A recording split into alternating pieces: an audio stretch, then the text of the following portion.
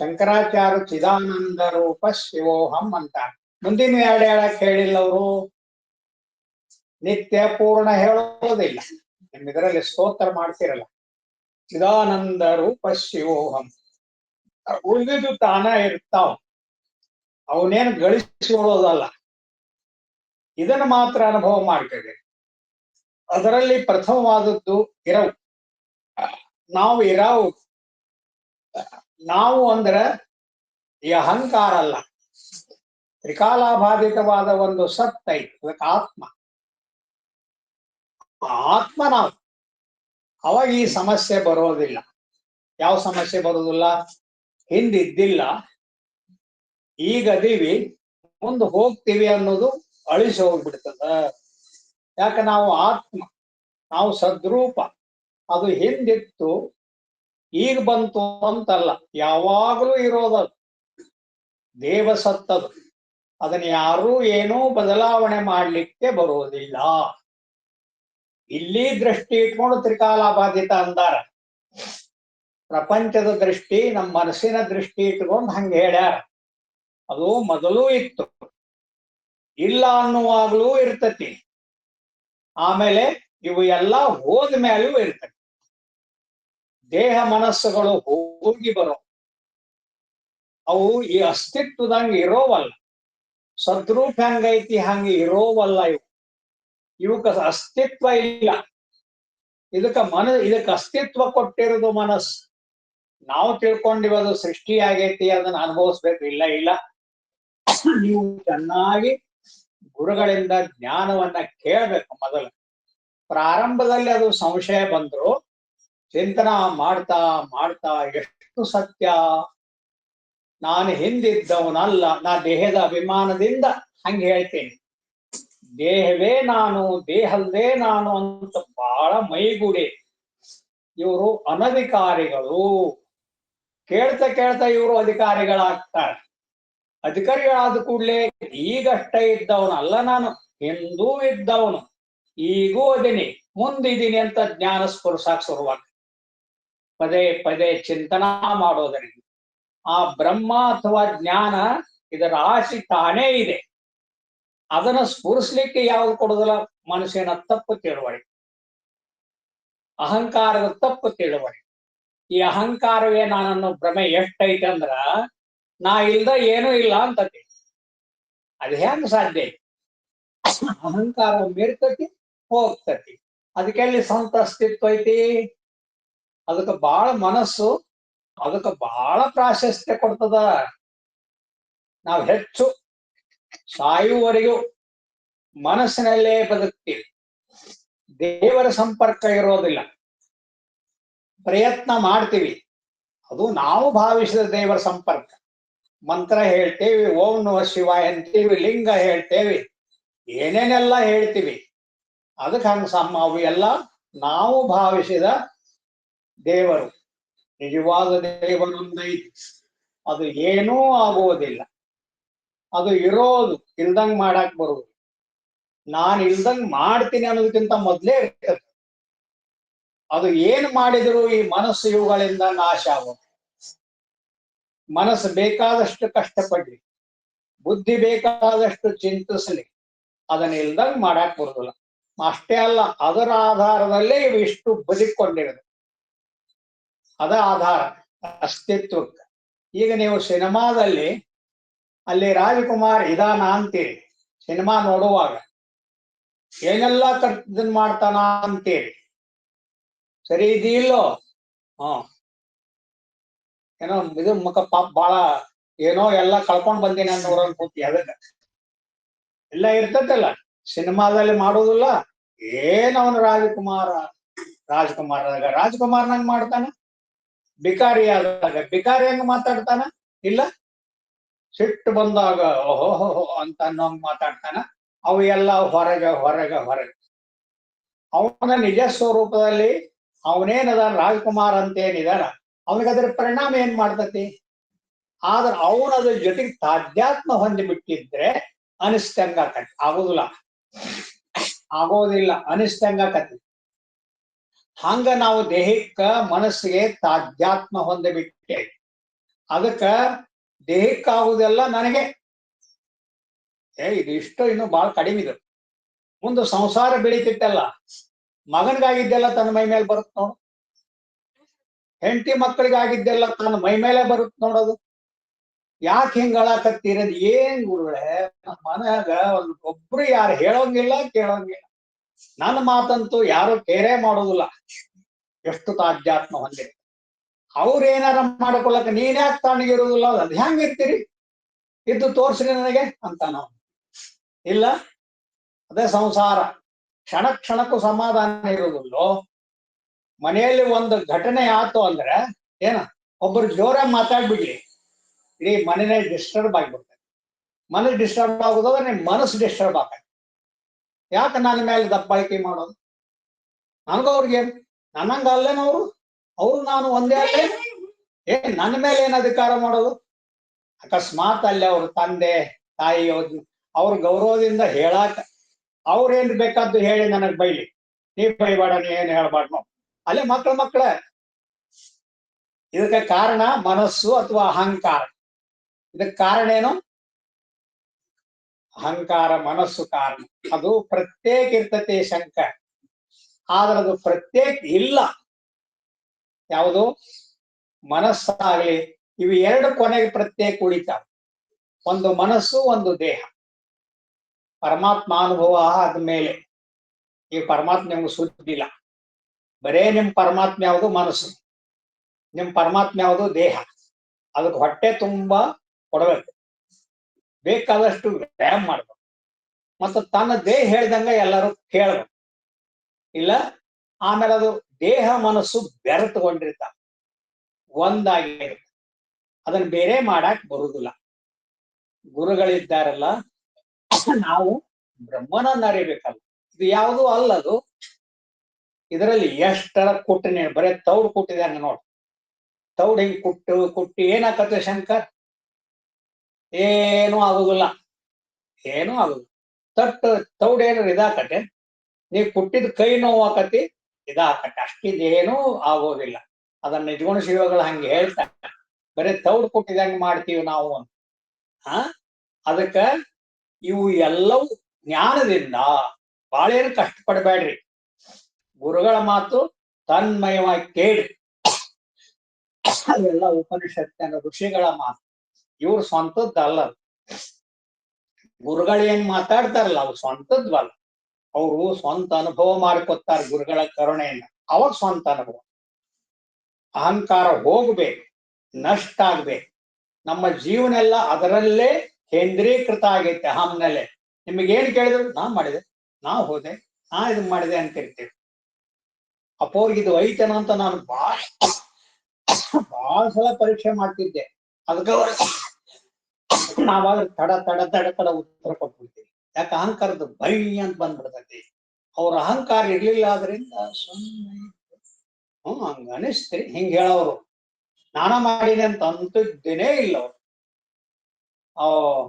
ಹೌದ್ರಿ, ನಮಗೂ ಒಂದ್ಸಲ ಹಂಗ ಅನಿಸ್ತ್ರಿ, ಅನಿಸಿತು, ಆಗಿಲ್ಲ. ಕಾಲ್ ಹೋತು ಅನಿಸ್ತು, ಕೈ ಹೋತು ಅನಿಸ್ತು. ಏನ್ ಸಾಮಾನ್ಯದ ಅನುಭವ ಏನು? ನಾವಾದ್ರೆ ಏನಂತೀವಿ, ಕಾಯಿಲೆ ಹೋಗೇ ಬಿಡ್ತೀವಿ, ಎತ್ತಕ ಆಗೋಲ್ದು ಅನ್ನೋದಿಲ್ಲ ನಾವು. ಹಂಗ ಅನಿಸ್ತ್ರಿ ಅಂದ್ರಪ್ಪ. ಕಾಲು ಹೋತು ಅನಿಸ್ತ್ರಿ, ಕೈ ಹೋತು ಅನಿಸ್ತು, ಹೋಗೇ ಬಿಡ್ತಿದ್ವು ಅನಿಸ್ತು. ಆಮೇಲೆ ಏನಾತ ಅಂದ್ರೆ ತಾನ ಬಂದ್ಬಿಡ್ತು. ಇದು ಬೇರೆ ಪ್ರಕೃತಿ. ಇದು ಪ್ರಾಕೃತಿಕ ವಸ್ತು. ಇದರ ನಿಯಂತ್ರಕರು ಬೇರೆ. ಇದರ ನಿಯಂತ್ರಣ ಈಗ ನಿನಗೆ ಬಾಲ್ಯ, ಯೌವನ, ಮುಪ್ಪು ಇವು ಬರ್ತಾವಲ್ಲ, ಇದರವಲ್ವ.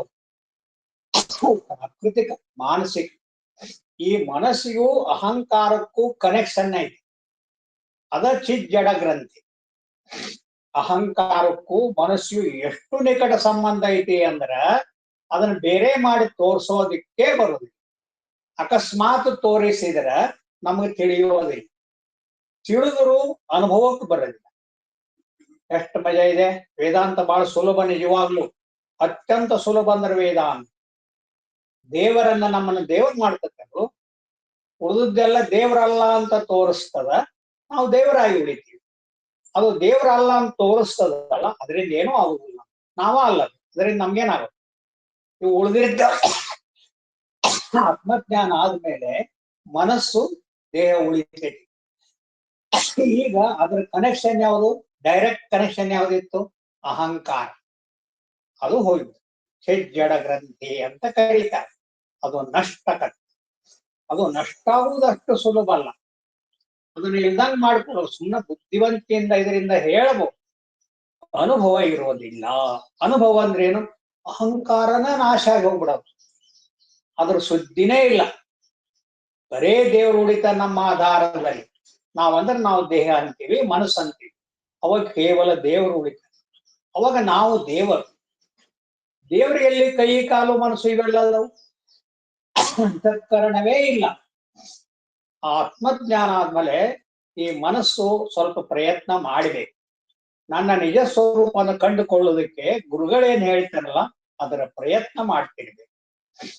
ಕೊನೆಗೆ ನಾನಿಲ್ದ ನಾನು ಇರ್ತೀನಿ ಅದಕ್ಕೆ ಅನಿಸ್ತದೆ. ನಾನಂದ್ರು ಮನಸ್ಸಂದ್ರು ಅದ್ರ ಭಾಗ. ನಾನಂದ್ರು ಮನಸ್ಸಂದ್ರು ಒಂದೇ ಏನು? ಇದು ಜ್ಞಾನ ಹೇಳ್ತಿರ್ತಾರೆ, ನೀನಲ್ಲ, ಅಹಂಕಾರ ನೀನಲ್ಲ. ಅವ್ರು ಹೆಂಗ ಅಹಂಕಾರ ಇಲ್ದಂಗ್ ಮಾಡ್ಕೋಬೇಕದು? ದೊಡ್ಡ ಸಮಸ್ಯೆ. ಅಹಂಕಾರವೇ ಅಹಂಕಾರವನ್ನು ಇಲ್ದಂಗ್ ಮಾಡ್ಕೊತದ. ಅಹಂಕಾರ ಅಲ್ಲ ನಾನು. ಆ ವಸ್ತು ಸ್ವಲ್ಪ ಅನುಭವಕ್ಕೆ ಬಂತು ಅಂದ್ರೆ, ಟಚ್ ಆತು ಅಂದ್ರೆ, ಅವಾಗ ಅದು ನಮ್ಮನ್ನ ಕಬ್ಜಾ ತಗೊಂಡ್ಬರ್ತದೆ. ಪರಮಾತ್ಮ ವಸ್ತು. ಇನ್ನ ನಾನು ಉಳಿಯೋದಿಲ್ಲ. ಇನ್ನು ಅದರ ಆಧಾರದಲ್ಲಿ ಜೀವನ ಎಲ್ಲ ನಡೀತದೆ. ಅದಕ್ಕೆ ಹೊಂದಿಕೊಳ್ಳಕ್ ನಮಗ್ ಬಹಳ ಸಮಯ ಹಿಡಿ. ರೂಢಿ ಆಗ್ಬೇಕಲ್ಲ. ದೇಹ ಮನಸ್ಸು ಅಹಂಕಾರ ಇದ್ದಿದ್ದ ಅಭ್ಯಾಸ ಐತ್ ನಮ್ಗ. ಅದು ಅದ್ಭುತ ಕಾರ್ಯ. ಒಮ್ಮೆಗೆ ಇದು ನಾಶ, ಅದು ಅನುಭವ. ನಾಶ ಅಂದ್ರೆ ಇರುವುದೇ ಇಲ್ಲ. ಇವು ಎಲ್ಲ ಅದಾವ ಅನ್ನೋದಕ್ಕ ನಮ್ಗೆ ಕನೆಕ್ಷನ್ ಹಚ್ಚಿದ್ದ ಅಹಂಕಾರ. ಅದ ಇಲ್ದಂಗ ಆಗ್ಬಿಡಿ. ಇನ್ನು ಹುಡುಕಿದ್ರು ಸಿಗುದಿಲ್ಲ. ಅದು ಎಲ್ಲಾ ಕಡೆ ಹುಡುಕಿದ್ರು ಸಿಗುದಿಲ್ಲ ನೋಡ. ಅವರು ಅನುಭವಿ. ಅದು ಪರಮಾತ್ಮ. ಅಲ್ಲಿ ನಾನ ಇಲ್ಲ ಅಂದ್ರೆ ಅವ್ರ ಕಡೆ ಕೆಲಸ ಏನು? ಆವಾಗ ಈ ಮನಸ್ಸು ನಿಧಾನ, ಮನಸ್ಸು ದೇಹಗಳು ದೇಹವನ್ನ ಪರಮಾತ್ಮ ಆವರಿಸ್ಕೊಂಡ್ಬಿಡ್ತಾನೆ. ಇನ್ನು ಮನಸ್ಸು ಅಹಂಕಾರದ ಮನಸ್ಸಲ್ಲ. ಅಹಂಕಾರದ ಮನಸ್ಸಲ್ಲ, ದೇವ ಮನಸ್ಸದು. ಇನ್ನ ದೇವ ಅದು. ಇದರ ರಾಜ ಮನಸ್ಸಲ್ಲ, ಅದು ಯಾಂತ್ರಿಕ ವಸ್ತು. ಅದು ಅದಕ್ಕೆ ಎಷ್ಟಿಂದ ಬಲ ಬಂದಾಗ ಇದ್ರೂ ಸಹಿತ ಇದು ಸಹಿತ ಅವು ಸವಿತಾ ಹೋಗ್ತಾವ. ಮನಸ್ಸು ಕುಗ್ತಾ ಹೋಗ್ತಾವ. ವಯಸ್ಸು ಮತ್ತದೇನ್ ದೊಡ್ಡ ಇದು ಮಾಡ್ಬೇಡಿ. ವಯಸ್ಸಿಗೆ ಪ್ರಜ್ಞೆ ಹೋಗಕತ್ತದ. ಅದು ದೇಹ ಪ್ರಜ್ಞೆನೂ ಹೋಗಿ ಬಿಡ್ತತಿ. ಮನಸ್ಸಿಗೆ ಯಾವಾಗ ಅಹಂಕಾರದ ಸ್ಪರ್ಶ, ಇದು ಪರಮಾತ್ಮನ ಸ್ಪರ್ಶ ಇರೋ, ತಾನ ಜಡ ಆಗಿದ್ದು ಹೋಗಿ ಬಿಡ್ತದ. ಮೊದ್ಲೇ ನಮ್ಮ ಕನೆಕ್ಷನ್ ತಪ್ಪಿರ್ತದೆ. ಜ್ಞಾನಿಗೆ, ಬ್ರಹ್ಮಜ್ಞಾನಿಗೆ ನಾನ ಬೇರೆ, ಅಹಂಕಾರ ಜೀವನ ಅಲ್ಲ, ನಾನು ದೇವ. ಆಗ ಮಹಾತ್ಮರ ಕಾರ್ಯ ಏನದವು ಇಷ್ಟು ದೇವ ಕಾರ್ಯ. ಅವ್ರು ಬದುಕಿರುವವರೆಗೆ ಅವರು ದೇವರೇ. ಈ ಎಲ್ಲಾ ಕನೆಕ್ಷನ್ ಮಾಡೋದು ಯಾವುದು ಅಂದ್ರೆ ಅಹಂಕಾರ ಮಧ್ಯ ಚಿಚ್ಚಡ ಗ್ರಂಥಿ. ಅದು ನಾಶ ಆ ಕಡೆ ಹೋದರೆ, ಜಿಗದರೆ ಹಾರಿಬಿಡೋದು. ನನಗ್ ಬಹಳ ಸಲ ಹೇಳ್ತಿದ್ರು ಗುರುಗಳು, ನಿಯಮ ಇರುವುದಿಲ್ಲ ಆಗ್ಲಿ. ನಾನು ಅದನ್ನೇ ಅನುಭವಿಸ್ಬೇಕು ಅಂತಿದ್ದೆ. ನಮ್ ಜೀವನ ನಾನೇನ ಮೇಲೆ ನಿಂತೈತಿ. ನಾನಿದ್ರೆ ಪ್ರಜ್ಞೆ ಐತಿ ಇಲ್ಲ, ನಿನ್ನ ಬಡದೆ ಬಸ್ತಾರ ನೋಡು. ಅವನಿಗೆ ಪ್ರಜ್ಞೆ ತಪ್ಪಕತ್ತೈತಿ ಅಂತ. ನಾನ್ ಬರ್ತೈತಿ, ಅವಾಗ ಪ್ರಜ್ಞೆ ಬಂತು. ನಾನಿಲ್ಲ ಅಂದ್ರೆ ಏನ್ ಪ್ರಜ್ಞೆ? ನಿಮ್ಮ ಜೀವನದೊಳಗೂ ಅನುಭವ ಐತಿ. ಅಹಂಕಾರ ಅಲ್ಲಿ ನಶಿಸಿ ಹೋಗಿರ್ತೈತಿ. ಎಲ್ಲಿ? ನಿದ್ರೆಯೊಳಗ. ಅದು ಇದ್ರೆ ಎಲ್ಲಾ ಕಾರ್ಯ. ಅವು ಮೂರೂ ಒಂದು ಗ್ರೂಪ್. ಅವು ಇಷ್ಟು ಪ್ರಾಕೃತಿಕ. ಯಾವಾಗ ಈ ಅಹಂಕಾರ ಕನೆಕ್ಷನ್ ತಪ್ತೋ, ಅದರಿಂದ ಮನಸ್ಸಿರ್ತದ. ಮನಸ್ಸು ಮಾಯವಾಗಿ ಬಿಡ್ತದ. ಅವಾಗ ಬರೇ ದೇವರು. ಅದು ಬಹಳ ಸಾಕಷ್ಟು ಗುರುವಿನ ಕರುಣೆ ನಮ್ಮ ಸಾಧನೆ ಅವಲಂಬಿರ್ತದೆ. ಮುಂದೆ ನಮ್ಮ ಸಾಧನ ತಪ್ಪು ಹೋಗ್ತದೆ. ನಮ್ದೇನೋ ಉಳಿಯದೇ ಇಲ್ಲ. ಯಾಕ ನಾನಾ ಇವಕ್ಕೆಲ್ಲ ಸಂಬಂಧ ಬೆಳೆಸಿರುದು. ನಾನೇ ನಷ್ಟ ಆತು ಅಂದ್ರೆ, ನಷ್ಟ ಆಗುದಂದ್ರೇನು? ನಾನು ಹುಡುಕಿ ಸಿಗುದಿಲ್ಲ. ಪರಮಾತ್ಮನಲ್ಲಿ ಬೆರ್ತ್ ಹೋಗ್ಬಿಡ್ತೇನೆ. ನದಿಯ ನೀರು ಸಮುದ್ರಕ್ಕೆ ಸೇರಿದ್ರ ನದಿನ ಹೆಂಗ್ ಹುಡುಕ್ತೀರಿ? ಎಲ್ಲಿ ಹುಡುಕ್ತೀರಿ? ನದಿ ಅನ್ನೋದ ಹೋಗಿಬಿಡ್ತೈತಿ. ಹಂಗ ಪರಮಾತ್ಮನಲ್ಲಿ ಬೆರೆತು ಹೋಗ್ಬಿಟ್ಟ ನಾನನ್ನೋದ ಉಳಿಯೋದಿಲ್ಲ. ದಿಗ್ಭ್ರಮೆ. ಬರೇ ನಾನಲ್ಲೇ ಬದುಕಿ ಬಾಳಿದವರು ನಾವು. ನಾನೇ ನಮ್ಮ ಸರ್ವಸ್ವ, ನಾನೇ ನಷ್ಟ ಆದ್ರೆ ಎಲ್ಲಿ ಬದುಕ? ಆವಾಗ ಪರಮಾತ್ಮನಲ್ಲೇ ನೆಲೆಸ್ತೇವಿ, ಪರಮಾತ್ಮಗೆ ಇರ್ತೇವಿ. ಇನ್ನ ಈ ದೇಹ ಮನಸ್ಸುಗಳು ಎರಡು ಉಳ್ಕೊಂಡಿರ್ತಾವ. ಏನು ಉಳಿದಕ್ಕೆಲ್ಲ ನಷ್ಟ ಆಗ್ತಾವ. ಇವು ನಷ್ಟ ಆದಂಗ ಯಾಕೆ ಇವುಗಳಲ್ಲಿ ನಾನು ಬರೋದ ಇಲ್ಲ. ನಾನು ಯಾವಾಗ ಪರಮಾತ್ಮನೋ ಇನ್ನು ನಾನು ಅನ್ನೋದು. ಇವು ನೀವು ದಿವಸ ಮೊಬೈಲ್ ನಲ್ಲಿ ಚಾರ್ಜ್ ಹೋಗೈತೆ ಅಂತಾರಲ್ಲ, ಚಾರ್ಜ್ ಹೋಗೈತೆ ಮೊಬೈಲ್ ಅಂತ. ಹಂಗ ಚಾರ್ಜ್ ಹೋಗ್ಬಿಡ್ತಾನ ಕನೆಕ್ಷನ್. ಮತ್ತೆ ಅದಕ್ಕೆ ಚಾರ್ಜ್ ಬೇಕಂದ್ರೆ ಇದು ಕನೆಕ್ಷನ್ ಮಾಡ್ಕೋಬೇಕು. ಹಂಗ ಕನೆಕ್ಷನ್ ಮಾಡ್ಕೊಳಕ್ ಬರುದಿಲ್ಲ. ಒಂದ್ಸಲ ತಪ್ಪಿದ ಮೇಲೆ ಮುಗೀತು. ಅದು ಪರಮಾತ್ಮನ ಆಶ್ರಯದಲ್ಲೇ ಇವು ಬದುಕಿರ್ತಾವ. ಯಾವಾಗ ಇವು ವಯಸ್ಸಾಗ್ತಾವೋ ಮನಸ್ಸಿಗೂ ವಯಸ್ಸಾಗ್ತದ, ಪ್ರಾಣವೂ ಕುಗ್ಗುತ್ತದ, ದೇಹವೂ ಕುಗ್ಗಿ ಹೋಗ್ತದ. ಅದರಲ್ಲಿ ಪ್ರಾಣ ಕ್ಷೀಣಿಸ್ತಾ ಮನಸ್ಸು ಮರೆಯಾಗಿ ಬಿಡ್ತದ. ಎರಡು ಒಟ್ಟಿಗೆ ಇರ್ತಾವ. ಮರೆಯಾಗಿ ಬಿಡ್ತಾವ, ಸತಾವ್ ಇಲ್ದಂಗ ಆಗಿಬಿಡ್ತಾವ. ಜ್ಞಾನಿಗ ಅವು ಇರುದಿಲ್ಲ, ನಿಮಗಿರ್ತಾವ ಅಷ್ಟೇ. ನಮಗ ಇರ್ತಾವ. ಸಾಯಿ ತನಕ ಇರ್ತಾವ ಅಂತೀವಿ, ಆವಾಗಲೇ ಅವನಿಗೆ ಇಲ್ದಂಗ ಆಗಿಬಿಡುತ್ತೆ. ದೇಹ ಇಲ್ಲ, ದೇಹದ ಒಂದು ಇದೀಗ ಮೊಬೈಲ್ ಇಲ್ಲ ಅಲ್ಲ, ಮೊಬೈಲ್ ಚಾರ್ಜ್ ಆಗಿಲ್ಲ ಅಷ್ಟೇ. ಇನ್ಮೇಲೆ ಚಾರ್ಜ್ ಆಗುದಿಲ್ಲ. ಅದಕ್ಕೆ ಕರೆಂಟ್ ಹಂಗ ಇರ್ತೈತಿ. ಇದಕ್ಕೆ ಯಾಕೆ ಚಾರ್ಜ್ ಆಗೋದು? ಮಷಿನ್ ಕೆಟ್ಟತಿ, ಮಷಿನ್ ಹೋಗತ್ತಿನ್ನ. ಹಂಗ ನಮ್ಮ ದೇಹ ಕೆಟ್ಟತಿ, ಮನಸ್ಸು ಕೆಟ್ಟತಿ. ಅದು ಅಹಂಕಾರ ತನ್ನ ಕನೆಕ್ಷನ್ ತಪ್ಪಿಸ್ಕೊಂಡ್ಬಾರ್ದು. ಪರಮಾತ್ಮನ ಆಶ್ರಯದಲ್ಲೇ ಬದುಕ್ತೈತಿ. ಅದಕ್ಕೆ ಅವರು ದೇವರಾಗಿ ಬದುಕ್ತಾರ ಅಂತೀವಿ ನಾವು ಮಹಾತ್ಮರನ್ನು. ಇನ್ನು ಅವ್ರ ನಡೆ ನುಡಿ ನೋಟ ಎಲ್ಲ ದೇವಮಯ. ಅವ್ರಿಗೆ ದೇವಮಯನೂ ಅನ್ಸೋದಿಲ್ಲ, ಸಹಜವಾಗಿರ್ತಾ. ಹಂಗಿರ್ತಾರ, ಹಂಗ ಇರ್ತಾರ. ಮತ್ ಹಂಗ ಕೂಡ್ಲಿ ಮತ್ ಜ್ಞಾನಿಗಳಿಗೆ ದೇಹಕ್ಕೆ ವಯಸ್ಸಾಕತಿ, ಮೆದುಳಿಗೆ ವಯಸ್ಸಾಕತಿ. ಅವು ಎಲ್ಲವೂ ನಾಶ ಆಕೋತ ಬರ್ತಾರ. ಯಾವಾಗ ಮೆದುಳು ಇದ್ಲು ಎಲ್ಲಾ ನಾಶ ಆಗ್ಬಿಡ್ತೋ ಅದಕ್ಕೆ ನಾವ್ ಇದಕ್ಕ ಏನಂತೀವಿ? ಸಾವು. ಅದು ಸಾಯೋದಿಲ್ಲ. ಯಾಕ? ತಪ್ಪಿಸ್ಕೊಂಡಾರಲ್ಲ.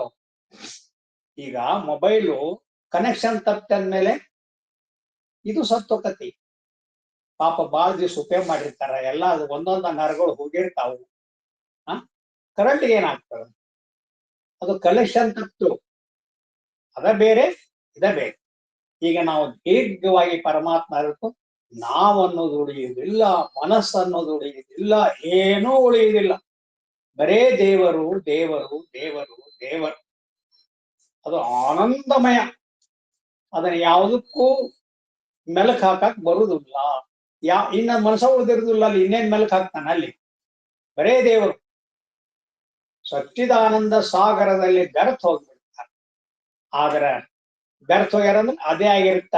ಈ ಮನಸ್ಸು ಎಲ್ಲಿ ತನಕ ಇರ್ತದೋ ಅಲ್ಲಿ ತನಕ ಈ ದೇಹಾದಿಗಳು ಕನೆಕ್ಷನ್, ದೇಹಾದಿಗಳಿಗೆ ಅದಕ್ಕೆ ಕನೆಕ್ಷನ್ ಆಯ್ತು. ಅವು ಚಾಲನೆಯಲ್ಲಿ ಇರ್ತಾವ ವಯಸ್ಸಾಗೋ ತನಕ. ದೇವ್ರಿ ಇರೋ ತನಕ ಅಲ್ಲ, ದೇವ್ರ ಅಲ್ಲಿ ಇದ್ದೇ ಇರ್ತಾನೆ.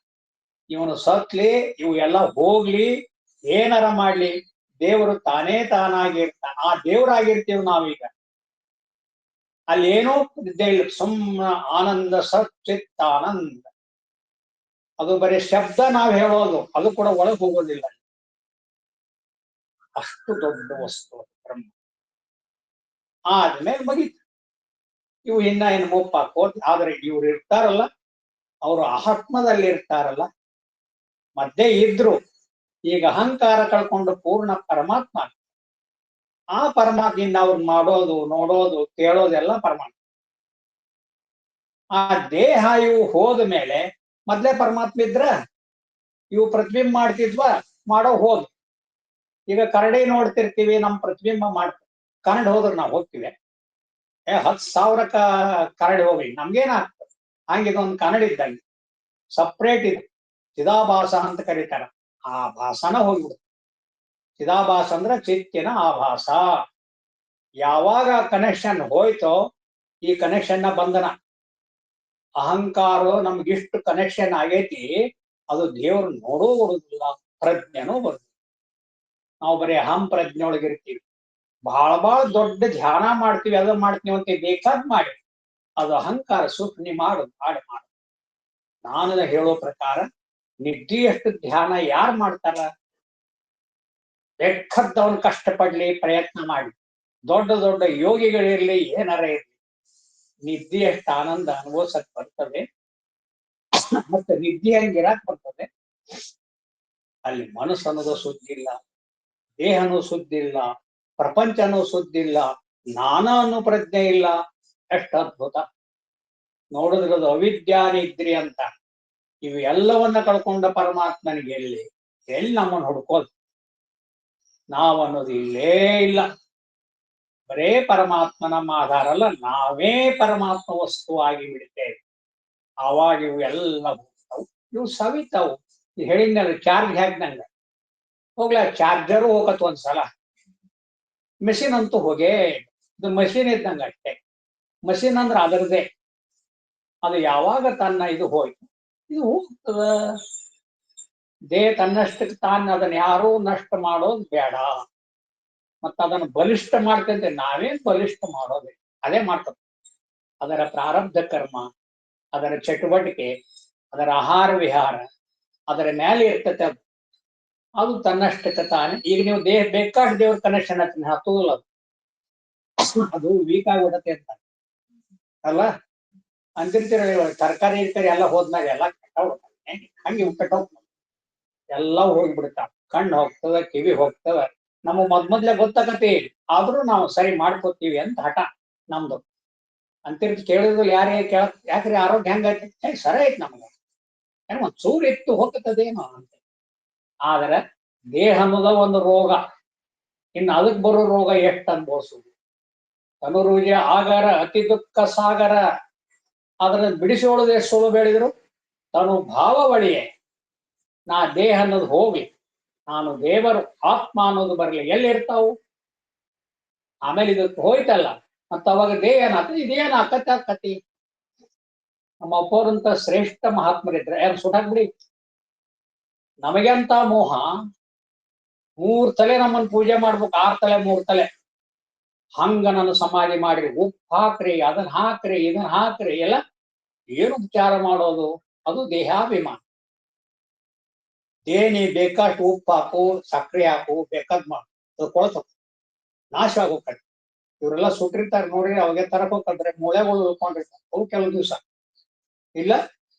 ಹಂಗ ನಮ್ದು ಎಲ್ಲಾರದು ಹೇಳ್ತೀವಲ್ಲ, ನಮ್ದೇ ಹಂಗಾಕತಿ, ನಾವೇ ಹಂಗಾಗ್ತೀವಿ ಅಂದ್ರೆ ನಾವು ದೇಹ ಹಂಗ ಅದು. ಯಾರು ದೇಹ ಅಲ್ಲ ಅಂತ ತಿಳ್ಕೊಂಡಾರೋ ಅವ್ರಿಗೆ ಹೆಂಗಾಕತಿ? ಅವ್ರು ದೇಹ ಇಲ್ಲ. ಯಾಕಾಕತಿ? ದೇಹ ಅಲ್ಲ. ದೇಹ ಹೊರಗಿಂದ ನಿಮ್ ಸೈಕಲ್ ಕೆಟ್ಟು, ಸ್ಕೂಟ್ರೆ ಕೆಟ್ಟು, ನೀವೇನಕ್ಕೆ ಅವಾಗ ಹೇಳ್ತಿರೋದು ಕೆಟ್ಟೋಗೈತಿ, ಇನ್ನ ಉಪಯೋಗ ಬರಲ್ಲ, ಗುಜರಿಗೆ ಹಾಕ್ಬಿಡ್ರಿ ಅಂತ. ಹಂಗಿದು ಗುಜರಿ ದೇಹ ಹೋಗೋದು.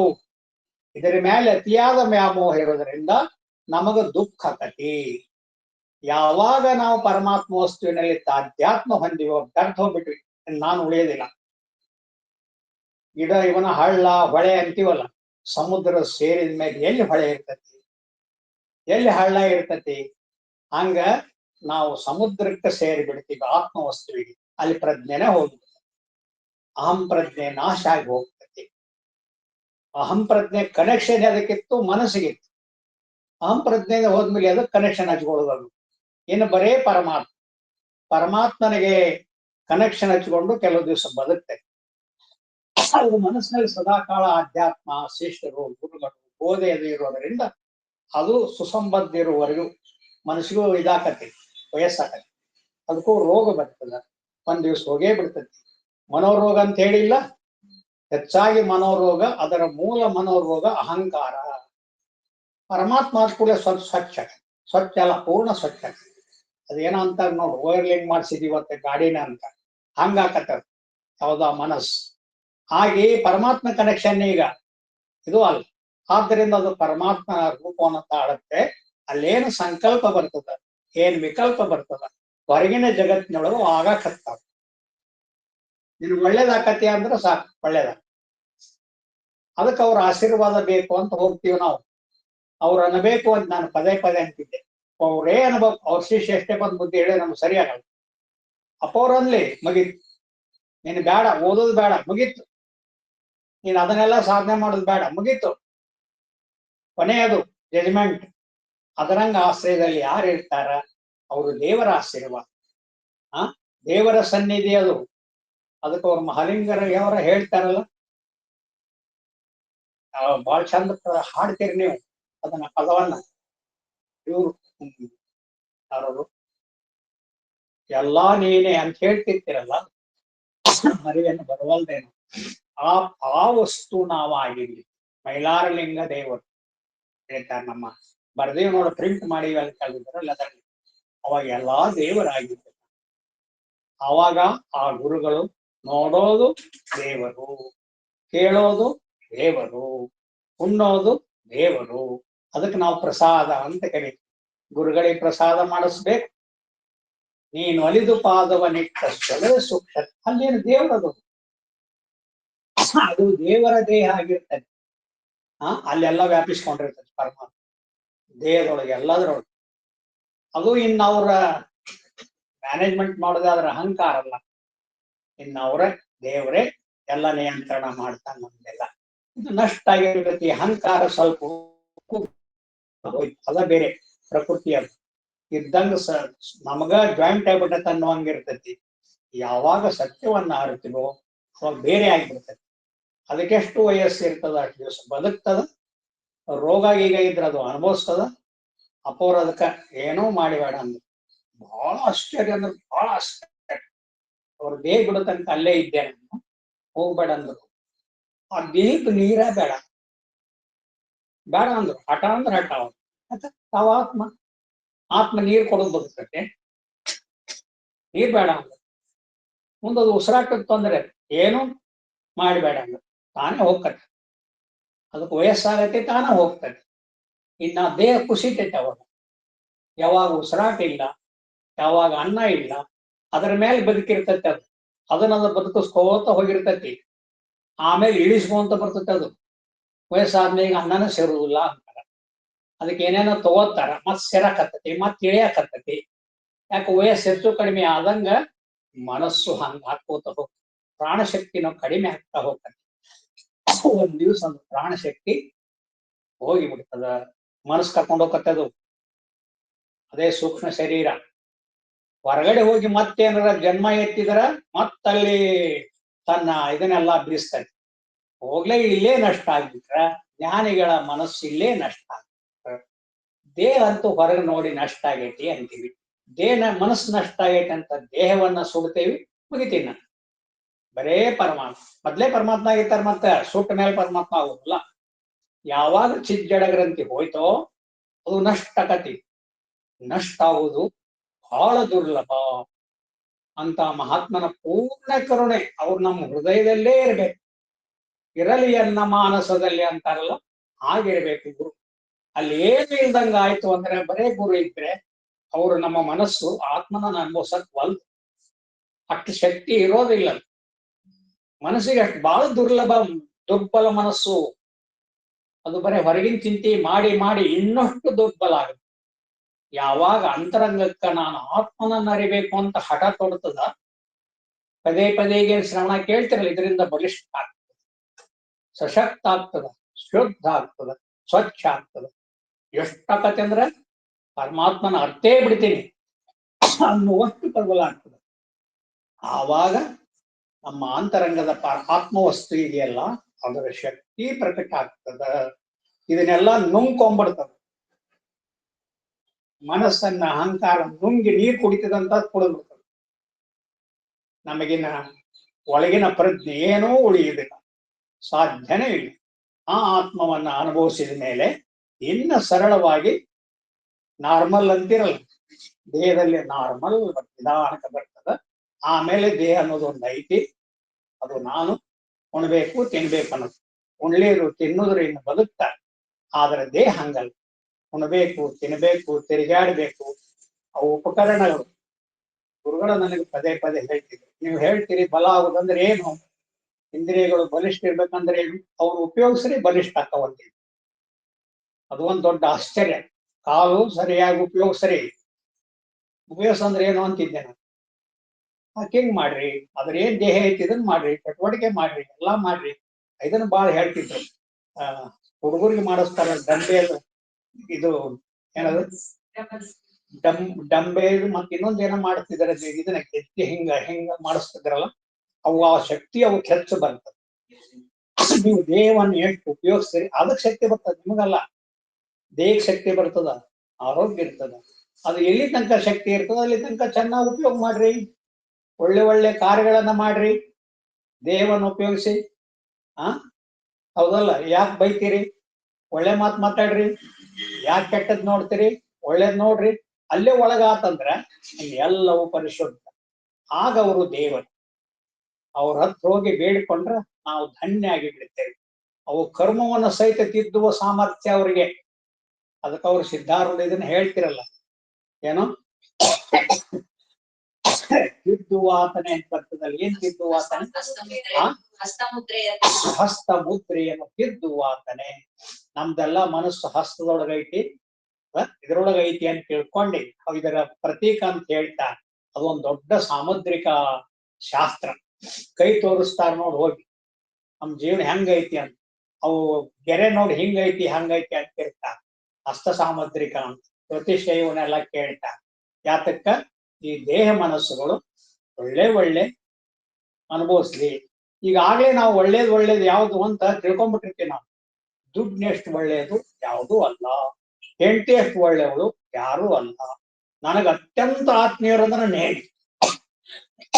ಸೆಕೆಂಡು ಮಗ, ಸೆಕೆಂಡು ಜಗತ್ತು, ಮನೆ. ಹೀಗೆ ಅದು ಪ್ರಿಫರೆನ್ಸ್ ಕೊಟ್ಟಿರ್ತೀವಿ. ಆದ್ರೆ ಅವೆಲ್ಲವೂ ಕುಸಿತಾವು, ಎಲ್ಲವೂ ಕೈ ಬಿಟ್ಟು ಹೋಗ್ತಾವು. ಇವನು ಸ್ವತಂತ್ರ ಅಲ್ಲ ಅಂತ ಆಮೇಲೆ ಗೊತ್ತಾಕತಿ. ಹೋಗುವಾಗ ಏನ್ ಮಾಡೋದು ಅವಾಗ? ಅದಕ್ಕೆ ಮೊದ್ಲೇ ಕೇಳಬೇಕು. ಶ್ರವಣಾದಿಗಳನ್ನ ವಯಸ್ಸಿರುವಾಗ, ಶಕ್ತಿ ದೇಹಾದಿಗಳಿಗೆ ಶಕ್ತಿ ಇರುವ ಬುದ್ಧಿ ಬಹಳ ಬಲಿಷ್ಠ ಇರುವಾಗ ಕೇಳ್ಬೇಕು. ಬುದ್ಧಿ ಹೋಗ್ಬಿಡ್ತದೆ. ಬುದ್ಧಿ ಬೇರೆ, ನಾವು ಬೇರೆ. ಅಹಂಕಾರನ ಹೋದ್ಮೇಲೆ ಇನ್ನೇನು? ಅವು ಎಲ್ಲ ಅಹಂಕಾರದಲ್ಲಿ ಆಶ್ರಯ ಪಡೆದವು. ಬುದ್ಧಿ, ಮನಸ್ಸು, ದೇಹ ಎಲ್ಲ ಅಹಂಕಾರ. ಅಹಂಕಾರವೇ ನಷ್ಟ ಆದ್ಮೇಲೆ ಏನು? ಜೀವಭಾವ ನಷ್ಟ ಆಗುತ್ತೆ. ಈಗ ದೇವರು ಬರ್ತದೆ. ಅಲ್ಲಿ ಏನೋ ಗುರುಗಳು ಆ ಜ್ಞಾನ ಮಾಡ್ಕೊಂಡವ್ರು ಅಲ್ಲಿ ಏನು ಮಾಡಕ್ ಬರುದಿಲ್ಲ. ಸುಮ್ನೆ ತಣ್ಣ ಇರೋದ್ ಬಿಟ್ಟು ಏನಾರ ಮಾಡಿದಾರ. ಸಮುದ್ರೊಳಗೆ ಮುಳುಗಿದ ಮೇಲೆ ಏನ್ ಮಾಡ್ತೀಯ ನೀನು? ಸುಮ್ಮನೆ ಮುಳುಗಿದೆ ಅಷ್ಟೇ. ಅಲ್ಲಿ ಎರಡು ಉಳಿಯುದಿಲ್ಲ. ಯಾವುದು?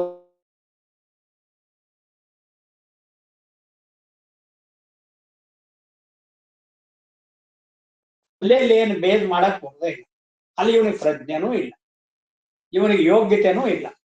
ಅದು ತನ್ನಷ್ಟಕ್ಕೆ ತಾನೇ ದೈವ ಕರುಣೆಯಿಂದ, ಗುರು ಕರುಣೆಯಿಂದ ಅದು ಒತ್ತರಿಸಿ ಬರ್ಬೇಕು. ಪರಮಾತ್ಮ ಒತ್ತಿ ಬಿಡ್ಬೇಕು ನಮ್ಮ ಮೇಲೆ. ನಮ್ಮೆಲ್ಲ ಅಹಂಕಾರ ಪೂರ್ತಿ ನಷ್ಟ ಆತಂದ್ರ ಬರೇ ದೇವಮಯ ಆಗ್ತೀವಿ. ಆಮೇಲೆ ದೇಹ ಆಗಿತ್ತು. ಅವು ಹೋಗ್ತಾವಂತ ಗೊತ್ತಿರ್ತದೆ. ಎಷ್ಟು ದಿವ್ಸ ಇರ್ತೀವಿ ಇಲ್ಲಿ? ಯಾವ ವಸ್ತುಗಳು ಎಷ್ಟು ದಿವ್ಸ ಇರ್ತಾವು? ಆಮೇಲೆ ಅವರು ಡಾಕ್ಟರು ವಿಜ್ಞಾನಿಗಳು ಹೇಳಿರ್ತಾರೆ, ಈ ದೇಹಾದಿಗಳ ಬದುಕಿರೋದು ಮೆದುಳಿನ ಮೇಲೆ, ದೇಹಾದಿಗಳ ಬದುಕಿದ್ದು ಹಾರ್ಟಿನ ಮೇಲೆ. ಅವು ಹೋಗ್ತಾವು, ಅವು ಅಲ್ಲ, ಅವು ಹೋಗ್ಲಿ ಬಿಡು. ಅದಕ್ಕೆ ಅವ್ರ ಅಪ್ಪ ಅವರು ಫಸ್ಟ್ ಏನ್ ಕೊಡ್ಬೇಡ. 27 ದಿವ್ಸನ 28 ದಿವ್ಸ ಏನೂ ತೋಳಿಲ್ಲ. ದೊಡ್ಡ ಪವಾಡಲ್ಲೇನು? ನಾವೆಷ್ಟು ಹಾಕಾರ ನೋಡು, ನನಗೆ ಹಿಂಗ ಆಕತಿ, ನನಗ್ ಹಂಗ ಆಕತಿ, ಇದನ್ ಕರ್ಕೊಂಬ, ಡಾಕ್ಟರ್ ಕರ್ಕೊಂಬ, ಇಲ್ಲಿ ನೋಯ್ತೈತಿ, ಇಲ್ಲಿ ಗಟ್ಟಿ ಆಗೈತಿ. ಏನ್ ನಮ್ದು ಗದ್ದ ಸಂಸಾರಿಗರಿಗದ್ದಿದೆ. ನಾನು ಅನ್ನೋರು ಗದ್ಲ ಬಾಳ ಬಾಳ. ಕೇಳೋರಿಗೂ ತಡೆಯಕ್ ಆಗುದಿಲ್ಲ, ಹೇಳೋರಿಗೂ ತಡೆಯಕ್ ಆಗುದಿಲ್ಲ. ಏನ್ ಆರಾಮಿದ್ರಪ್ಪ ಅವರು. ಒಂದ್ ದಿವ್ಸ ಮೊಣಕಾಲ್ ನೋವು, ಕಾಲ್ ನೋವು ಏನೂ ಅನ್ಲಿಲ್ಲ. ಅದು ಯಾಂತ್ರಿಕವಾಗಿ ನೀರ್ ಕುಡಿತಿದ್ರು. ಅವಾಗ ಸ್ವಲ್ಪ ಮಾತಾಡ್ತಿದ್ರು. ನೀರು ಶಕ್ತಿ ಬೇಕಲ್ಲ. ನೀರು ಒಂದು ದೊಡ್ಡ ಶಕ್ತಿನೇ, ಅನ್ನ ಒಂದು ದೊಡ್ಡ ಶಕ್ತಿನೇ. ಅದು ಹೊರಗಿನಿಂದ ಬರೋದು, ದೇವರಿಂದ ಬರೋದಿಲ್ಲ. ಅನ್ನ ನೀರು ಎಲ್ಲ ಹೊರಗೆ ನೋಡ್ತಿರಿಲ್ಲ. ಅನ್ನ ದೇವರ ಮುಂದೆ ಇನ್ನು ದೇವರು ಉಂಟೆ. ಆ ದೇವನ ರಕ್ಷಣೆ ಮಾಡ್ತಿರ್ತಕ್ಕ ಅದು ಇರೋ ತನಕ. ಯಾವಾಗ ಅನ್ನನ ಸೇರೋದಿಲ್ವೋ ಅವಾಗ ಉಸಿರಾಟ ನಿಂತು ಬಿಡ್ತದ. ಉಸಿರಾಟ ಯಾವಾಗ ನಿಂತು ಮನಸ್ಸು ನಷ್ಟ ಆಗ್ತದ. ಮನಸ್ಸು ನಷ್ಟ ಆತು ಹೋದು ಅಷ್ಟೇ. ಏನ್ ದೊಡ್ಡ ಅನಾಹುತ ಆಗಿಲ್ಲ, ನಮಗದು ಅನಾಹುತ. ಅದಕ್ಕೆ ಅವ್ರು ಹೇಳಿದ್ರು, ಈ ದೇಹವನ್ನು ಏನು ಉಪಚಾರ ಮಾಡ್ಬೇಡ್ರಿ, ಅದು ಹೋಯ್ತು, ಕನೆಕ್ಷನ್ ತಪ್ಪಿಸ್ಕೊಂಡು ಹೋಯ್ತು, ಸುಟ್ಟು ಬಿಡ್ರಿ. ಹೊರಗೆ ಹಂಗ ಇಟ್ಕೊಂಡ್ ಕುತ್ಕೊಂಡ್ರಿ ಹೆಣ ಎಷ್ಟ್ ದಿವ್ಸ ಅಂತ ಇಟ್ಕೊಂಡ್ ಕುತ್ಕೋತಿ? ಎಲ್ಲಿ ಗದ್ದಿಗೆ ಕಟ್ಟಿರಿ ಎಷ್ಟ್ ದಿವ್ಸ ಅಂತ ಇರ್ತ ಗದ್ದಿಗೆ ಇರ್ತವೆ. ನಾವ್ ಹಗಲೆಲ್ಲ ಹೋಗಿ ಮೊದ್ಲ ಅವ್ರ ಇದ್ದಾಗ ಏನು ಪೂಜೆ ಮಾಡಿರುದಿಲ್ಲ. ಸತ್ ಮೇಲೆ ಅವ್ರ ಗದ್ದಿ ಕಟ್ಟಿ ಪೂಜೆನೇ ಪೂಜೆ, ಅಮಾವಾಸ್ಯೊಮ್ಮೆ ಹುಣ್ಣಿಮೆಗೊಮ್ಮೆ, ಇಂಥದೊಮ್ಮೆ. ಮನುಷ್ಯನ ಕಲ್ಪನೆ. ದೇವರಿಗೆ ಅದಕ್ಕೆ ಏನೂ ಸಂಬಂಧ ಇಲ್ಲ. ಆಮೇಲೆ ಎಲ್ಲರೂ ನೋಡಿ, ಸನ್ಯಾಸಿಗಳದ್ದು ಒಂದು ವಿಚಿತ್ರ ನೋಡಿ, ಎಂದು ತಿಥಿ ಗಿತಿ ಮಾಡೋದು. ತಿಥಿ ಮಾಡಿದ್ರೆ ಅವನು ಸನ್ಯಾಸಿನೇ ಅಲ್ಲ. 12ನೇ ದಿವ್ಸಕ್ಕ, 13ನೇ ದಿವ್ಸಕ್ಕ, 10 ದಿವ್ಸಕ್ಕ ಅಂತ ಏನೋ ಇಟ್ಕೊಂಡಿರೋದಿಲ್ಲ. ಅವರು ಸನ್ಯಾಸಿಗಳು ಇದನ್ನ ಅಲ್ಲ. ಇಂಥ ದಿವ್ಸ ಸತ್ತಾರ, ಕೆಟ್ಟ ದಿವ್ಸ, ಇಂಥ ದಿವ್ಸ ಸತ್ತಾರ. ನನಗೆ ಯಾವನೋ ಒಬ್ಬನು ಹೊರಗೆ ಹೋಗಿದ್ದೆ, ಪ್ರವಚನ ಮುಗಿಸ್ಕೊಂಡು ಹೋಗಿದ್ದೆ. ಇವತ್ತು ಆಷಾಢ ಕಾರ್ತಿಕ ಬರುತ್ತೆ. ಏನು ಯಾವ ಆಷಾಢ ಅಂದ್ರೆ ಅದು ಅವೆಲ್ಲ ಮರ್ತೋಗ್ಯಾವ ನನಗೆ. ಪಂಢರಪುರದಲ್ಲಿ ದೊಡ್ಡ ಜಾತ್ರೆ, ಆ ವೈಕುಂಠ ಏಕಾದಶಿ ಒಳ್ಳೆ ದಿವ್ಸ ಸತ್ತಾರ ಅಂದವ್ ನನಗೆ. ಒಳ್ಳೆ ದಿವ್ಸ ಅಂತದಾವೇನೋ, ಅವರೇ ಒಳ್ಳೆ. ಅವ್ರು ಈ ಸತ್ರ ಸ್ವರ್ಗಕ್ಕನ್ನ ವೈಕುಂಠ ಅಂತ ಬರ್ದಿರ್ತಾರ, ಓದಿರ್ತಾವ. ಇವೇನ್ ನೋಡಿರ್ದಲ್ಲ, ಪುಸ್ತಕದಲ್ಲಿ ಬರ್ದಿರ್ತಾರ. ನಾವು ಬಯಾಟ್ ಮಾಡಿಸಿದ್ವಿ. ವೈಕುಂಠ ಏಕಾದಶಿ ಬಹಳ ಅವ ಸಾಯ್ತಾನೆ ಪರಮಾತ್ಮ. ವೈಕುಂಠ ಏಕಾದಶಿ ಅವನು ವೈಕುಂಠಕ್ಕೆ ಹೋಗೋದು ಬರೋದು, ಮತ್ ಬಂದ್ ಪಂಢರಪುರದ ಬರೋದು ಮಾಡ್ತಾನೆ. ಎಲ್ಲ ಮನೋಭ್ರಮೆಗಳು ಅಂದ್ರು ನನಗೆ. ಹೌದು, ಮತ್ತ ಅವ್ರಿಗೆ ಏನ್ ತಿಳಿಸಿ ಹೇಳಕ್ ಬರ್ತದ? ಪ್ರಾಪಂಚಿಕರಿಗೆ ಯಾವ ಮಾತು ತಿಳಿಯುವುದಿಲ್ಲ. ತಾವು ತಿಳಿದದ್ದನ್ನು ಹಠ ಮಾಡಿ ನಮ್ದು ಅದೇನೆ. ನಾವು ದೇಹ ಅಂತ ಗಟ್ಟಿ ತಿಳಿದೀವಿ. 1000 ವರ್ಷ ಗುರುಗಳು ಹೇಳಿದ್ರು, ಅದು ನಾನು ಅನ್ನೋದನ್ನು ಬಿಡುವುದಿಲ್ಲ. ಅದರಲ್ಲಿ ಭಾವನೆಗಳು ಹೇಳ್ತವಲ್ಲ ಗುರುಗಳ, ನೀವು ಹೇಳಕತ್ತಿದ್ಮೇಲೆ ನಮ್ಗೆ ಅತ್ಯಂತ ಭಾವನೆಗಳು ದೇಹದ್ವೇ, ಮನಸ್ಸಿನ್ವೇ. ಅದರ ಸ್ವತಂತ್ರ ಇರ್ತದೆ. ದೇವ್ರ ಭಾವನೆ ಅದಾವ. ನೀ ದೇವ್ರ ಭಾವನೆ ಮಾಡು. ದೇವರು ನಿಮ್ಮಲ್ಲಿ ಯಾಕೆ ಬಂದು ಭಾವನೆ ಮಾಡ್ತಾನ? ಅವನಿಗೆ ಭಾವನೆ ಇಲ್ಲ, ಮನಸ್ಸಿಲ್ಲ, ಅಹಂಕಾರ ಇಲ್ಲ, ಜೀವನ ಅಲ್ಲ, ಏನೂ ಅಲ್ಲ, ಬರೇ ದೇವರದು. ಅಂತ ದೇವರ ಅನುಭವ ಪಡಿಬೇಕು ಅವನ. ಇದು ಕೇಳೋದರಿಂದ, ಗುರು ಭಕ್ತಿಯಿಂದ ಬರೋದು. ಯಾರು ಗುರುದೇವರಿದ್ದಾರೆ, ಅದು ಯಾವ್ದರ ಮಾತು ಹೇಳಿ ಅವರು. ವಾಲ್ಮೀಕಿ ಮಹರ್ಷಿಗೆ ಅಂತ ಶ್ರದ್ಧೆ, ಎಷ್ಟು ಶ್ರದ್ಧೆ. ಪಾಪ ಅವರು ದರೋಡಕೋರ್ರಂತವ್ರು, ಬಂದವ್ರನ್ನೆಲ್ಲ ದೋಚವ್ರಂತ. ಕೊಡ್ಲಿಲ್ಲ ಅಂದ್ರೆ ಅವ್ರನ್ನ ಕಚ್ಚಾಕವ್ರನ್ನ, ಕಚ್ಚಿ ಹಾಕ್ಬಿಡ್ತಿದ್ರಂತ. ಸಾಯಿಸೋದು, ಬಡಿಯೋದು, ದರೋಡೆ ಮಾಡೋದು ಅವ್ರ ಕೆಲಸ. ಮೊದ್ಲು ಅವ್ರ ಹೆಸರು ರತ್ನಾಕರ ಅಲ್ಲ, ರತ್ನಾಕರ ಅಂತ ಇತ್ತಂತ. ಭಾರಿ ದುಷ್ಟ. ಕಡಿಯೊಳಗ ಮನೆ ಮಾಡ್ಕೊಂಡು ಅಲ್ಲಿ ಬರೋರ್ನ ಹೋಗೋರ್ನ ಬಡದು, ಅದ್ರ ಬಂದ ಜೀವನದಲ್ಲಿ ಹೆಂಡತಿ ಮಕ್ಕಳನ್ನ ಸಾಕ್ತಿತ್ತಂತ. ಎಷ್ಟೋ ವರ್ಷ ನಡೀತು. ಅವನ್ ಪುಣ್ಯ ಎಷ್ಟು ದೊಡ್ಡದು ಬಂತು. ಅಷ್ಟು ಪಾಪ ಮಾಡಿದವನಿಗೆ ಪುಣ್ಯ ಎಲ್ಲಿಂದ ಬಂತು? ಅಪರಂಪಾರ. ವೈಚಿತ್ರ್ಯವೇ ವೈಚಿತ್ರ್ಯ. ಅವನ್ ಪುಣ್ಯ ಮಾಡಿದ, ನಿಷ್ಕಾಮ ಪುಣ್ಯ ಮಾಡ್ಯಾನ. ಅಂತ ಇಂಥ ಪುಣ್ಯ ಅಲ್ಲ. ಸಾಕ್ಷಾತ್ ನಾರದ ಮಹರ್ಷಿಗಳು ಅಲ್ಲಿ ಬರ್ತಾನೆ. ಹೋಗೆಲ್ಲ ಹೆಂಡತಿ ಕೇಳ್ಕೊಂಬ ನೋಡು, ಅವನ್ ಇದ್ಯಾಕ್ ಮಾಡ್ತಿ ಅಂತಾನ. ಹೊಟ್ಟಿ ಜೀವನಕ್ ಮಾಡ್ತೀನಿ ಅಂತಾರ. ಆಯ್ತಪ್ಪ, ನಿನ್ ಹೊಟ್ಟಿದೇನೋ ಆತು, ಇಷ್ಟೆಲ್ಲ ದುಡ್ದು ಇದು ಮಾಡ್ತಿ, ಏನ್ ಮಾಡ್ತಿ? ನಾನು ಹೆಂಡತಿ, ಮಕ್ಕಳು, ತಂದೆ ತಾಯಿ ಸಾಕೋದು ನನ್ನ ಜವಾಬ್ದಾರಿ. ನಾನು ಅದನ್ನ ಮಾಡ್ಲೇಬೇಕು. ನಂದು ಶ್ರೇಷ್ಠ ಕರ್ತವ್ಯ ಅದು. ಲೌಕಿಕರ ಪರ ಇದೇ ಕತೆ. ಯಾರನ್ನಾರ ಕೇಳ್ರಿ ಇದೆ. ತಂದೆ ಬಿಟ್ಟು ದೇವ್ರ ಅದನನ್ರಿ ಅಂತ ಅವನ ದೇವ್ರ ನೋಡಿರ್ತಾನ. ಹೆಂಡತಿ ಬಿಟ್ಟಂತೂ ದೇವ್ರ ಇಲ್ವೋ ಹಿಂಗಂತಾನವನು. ಅದಕ್ಕ ನೋಡಪ್ಪ, ಇದರಿಂದ ನಿನಗ್ ಬಹಳ ಪಾಪ ಬರ್ತದೆ. ಇಷ್ಟು ಪಾಪ ಬರುದಿಲ್ಲ. ನೀ ದುಡಿಯೋದಿಲ್ಲ, ಏನಿಲ್ಲ, ಇದೇ ದುಡಿಮೆಂತಿ ಅಲ್ಲ. ಇದ್ರಾಗೆ ನೀ ಊಟದಲ್ಲಿ ನೀನೇನ್ ಹೊಡ್ಕೊಂಡ್ ಬಂದಿರ್ತಿ, ಅದ್ರಲ್ಲಿ ಅವ್ರ ಪಾಲ್ ಕೇಳ್ತಾರ. ನಿನಗೆ ಪಾಪ ಬರ್ತದೆ, ಪುಣ್ಯ ಹೋಗ್ಬಿಡ್ತಾನೆ. ಇಷ್ಟೆಲ್ಲಾ ಮಾಡೋದ್ರೆ ನಿನಗೆ ಬಹಳ ಪಾಪ. ಅದ್ರಾಗ ಅವ್ರು ಪಾಲ್ ಕೊಟ್ಟು ತಗೊಳ್ತಾರನ್ನ ಕೇಳು ಅಂತ ಹೇಳಿ ಅವನಿಗೂ ದಿಗ್ಭ್ರಮೆ ಆಗ್ತತಿ. ಹೆಂಗ ಅರ್ಜುನನಿಗೆ ದಿಗ್ಭ್ರಮೆ ಆತೋ ಹಂಗ ಇವನಿಗೂ ಹಂಗಂತ ಗುರುಗಳು ಎಷ್ಟು ದೊಡ್ಡವರು. ನಾರದ ಮಹರ್ಷಿಗಳು ಏನ್ ಪುಣ್ಯ ಚರಿತ ಒಂದು. ಅವ್ರು ನೋಡೋ ಸಾಧ್ಯ ಇದೆಯಾ ಇವ್ರನ್ನ? ಯಾರನ್ನ? ನಾರದ ಮಹರ್ಷಿಗಳನ್ನ. ಇವ್ರು ಸಾಕ್ಷಾತ್ ಇವ್ ನೋಡಿಕೊಂಡು ಬರ್ತಾರಲ್ಲ, ಎಷ್ಟು ಪುಣ್ಯ ಇರ್ಬೇಕು. ಬಂತು ಕಾಲ, ಅವಾಗ ಹೋದ. ಮೊದಲ ತಂದೆ ಕೇಳ್ದ, ಹಂಗಪ್ಪ ನೀನು ಮಗ, ನಾನು ಸಾಕುದು ನಿನ್ ಜವಾಬ್ದಾರಿ, ನಿನ್ನ ಕರ್ತವ್ಯ ಅದು. ನಿನ್ನ ಕರ್ತವ್ಯ ನೀ ಮಾಡ್ತಿ, ನಿನ್ನ ಪಾಪ ಪುಣ್ಯ ನಮ್ಗೇನ್ ಸಂಬಂಧ ಅಂತ ನಾವು. ಆಮೇಲೆ ತಾಯಿ ಕೇಳ್ತಾನೆ, ಹೌದಪ್ಪ ಅವ್ರು ಹೇಳುದು ಸರಿ ಐತಿ ನಮ್ಮ ಯಜಮಾನ, ಅದೇ ಸರಿ ಐತಿ. ನಾನ್ಗ್ಯಾಕ್ ಬರ್ತತಿ? ನಾನ್ಯಾಕೆ ಅದನ್ನ ತಗೊಳಕ್ ಬರ್ತತಿ? ನೀನೇನ್ ದುಡ್ಕೊಂಡ್ ಬಂದಿರ್ತಿ ಅದ್ರಲ್ಲಿ ಪಾಲು. ನೀನು ಸಾಕ್ಬೇಕಾದ ನಿನ್ನ ಕರ್ತವ್ಯ ಮಗನಾಗಿ. ನಾನಿನ್ನು ಸಾಕಿಲ್ಲೇನು? ಅದಕ್ಕೆ ಅವರು ತರ್ಕ ಮಾಡೋದು, ನೀವು ನಾನು ಸಾಕು. ಆಮೇಲೆ ಹೆಂಡತಿ ಅಂತ ಬರ್ತಾನೆ, ಇವಳರ ಮಾತು ಕೇಳ್ಬಹುದು ಅಂತ. ನಾನ್ ಯಾಕ್ರಿ ಪಾಪ ತಗೋಬೇಕು? ಅದೇನಿದ್ರು ನಿಮ್ಗ, ನೀವೇ ಅದನ್ನ ಅನುಭವಿಸ್ಬೇಕು. ನನಗೇನಿದ್ರು ಬಂದು ಫಲ ಐತಲ್ಲ, ಏನ್ ತಂದು ಕೊಡ್ತೀರಲ್ಲ, ಅದನ್ನ ನಾನು ಅನುಭವಿಸಿ ನಿಮಗೂ ಸಂತೋಷ ಪಡಿಸ್ತೀನಿ, ಅಷ್ಟೇ ನನ್ನ ಕರ್ತವ್ಯ. ಯಾರೂ ತಗೊಳಿಲ್ಲ. ಒಂದೊಂದ ಕೇಳಿದಾಗ ಅವನ ಎದೆ ಢಲ್ ಅಂತ ಎಷ್ಟು ಪಾಪ ಮಾಡಿ ಆಯುಷ್ಯ ತುಂಬಾ.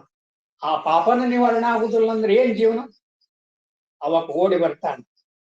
ಬಹಳ ಅಷ್ಟೊತ್ತಿಗಾಗ್ಲೇ ವೈರಾಗ್ಯ ಬಂದಿರುವುದೇ, ತೀವ್ರ ವೈರಾಗ್ಯ ಬರ್ತದ.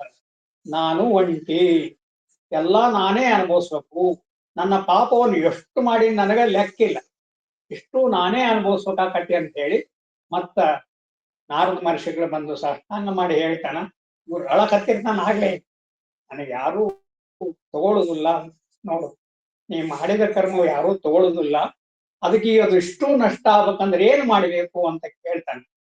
ಅವಾಗ ನೀನು ರಾಮನ್ ಪಾಪ ಅವನು ನುಡಿ ರಾಮನಾಗ್ ಬರ್ವಲ್ದು, ಮರ ಮರ ಮರ ಅಂತಿರ್ತಾನೆ.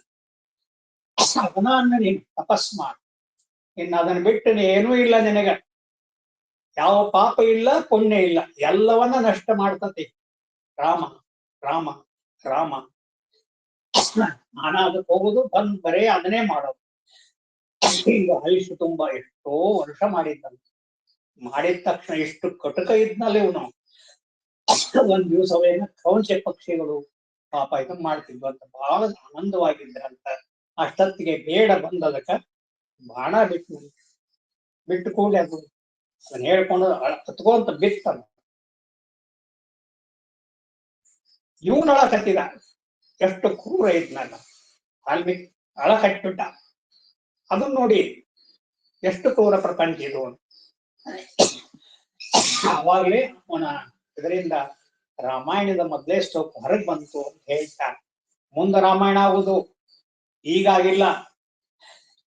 ಈಗ ಜಗತ್ಮಾವನಾದಂತ ರಾಮ ಅವನ ಅವತಾರ ತಗೊಳ್ತಾನ ಭೂಮಿ ಮೇಲೆ. ಹಿಂಗಿಂಗ್ ಕಷ್ಟ ನಷ್ಟಗಳನ್ನ ಅನುಭವಿಸ್ತಾನ. ಸೀತಾ ಅಂತ ಅವನ್ ಹೆಂಡ್ತಿ ಬರ್ತಾರ. ರಾವಣ ಅನ್ನುವಂಥವ್ನ ಎತ್ಕೊಂಡು ಹೋಗ್ತಾನೆ. ಇದಿಷ್ಟು ಅವ್ರು ಮೊದ್ಲು ಬರ್ದಿದ್ದಿರು, ಆದ್ಮೇಲೆ ಬರ್ದಿದ್ದಲ್ಲ. ಅದು ಸ್ಫುರಣ ಆತಂತ, ಅದು ದರ್ಶನ ಆತಂತ, ಅದನ್ನ ಬರೆಯಾಕತ್ತಿದ್. ದೊಡ್ಡ ಮಹರ್ಷಿ ಆಗ್ಲಿಲ್ಲ, ಅಂತ ಮಹರ್ಷಿ ಆದ್ರು, ಏನ್ ದೊಡ್ಡ ಕಷ್ಟಪಟ್ರು. ಅದು ಬಹಳ ಒಳಗ ಪಾಪ ಮಾಡೀನಿ ಅಂತ ತಾಪ್ ಮಾಡ್ಕೊಂಡ್ರಲ್ಲ, ಅವಾಗ ಇವ್ ಹೇಳಿದ ಕೂಡಲೇ ಅಮೃತ ಅನಿಸ್ಬೇಕು ಎಲ್ಲ. ಜ್ಞಾನ ಮನಸ್ಸು ಬಹಳ ಪಕ್ವ ಅಂತಂದ್ರೆ ಜ್ಞಾನ ತಾನೇ ಸ್ಫುರಿಸಿ ಬಿಡ್ತದ. ಒಳಗಿನಿಂದ ಬರೋದದು, ಹೊರಗಿನಿಂದ ಬರೋದಲ್ಲ, ಪುಸ್ತಕದಿಂದ ಮತ್ತೊಂದರಿಂದ ಬರೋದಲ್ಲ. ಗುರು ಹೇಳ್ತಾರ ನೋಡು, ಗುರುವಿನ ಒಂದು ಮಾತು ನಮಗ ಒಳಗ್ ಹೊಕ್ಬಿಟ್ರೆ ದೇವರಾಗಿದೆ. ಒಳಗ್ ಹೋಗೋದ್ ಕಷ್ಟ. ಯಾಕ? ಈಗಾಗ್ಲೇ ಒಳಗ್ ಬೇಕಾದಷ್ಟು ಇಟ್ಕೊಂಡ್ಬಿಟ್ಟಿವಿ. ಅವನ್ನೆಲ್ಲ ಹಡ್ಡಿ ತಗುದು ಯಪ್ಪ ಅದ್ರೊಳಗೆ ನುಸುಳುದು ಎಷ್ಟು ಕಷ್ಟ ಐತಿ. ಆದ್ರೆ ಗುರುಕರ್ಣೆ ಇತ್ತು ಅಂದ್ರ ಇಂಥ ವಾಲ್ಮೀಕಿ ಮಹರ್ಷಿಯ ದೊಡ್ಡ ಋಷಿ ಅದು, ಜಗತ್ತಿಗೆ ಆದರ್ಶ ಅದು.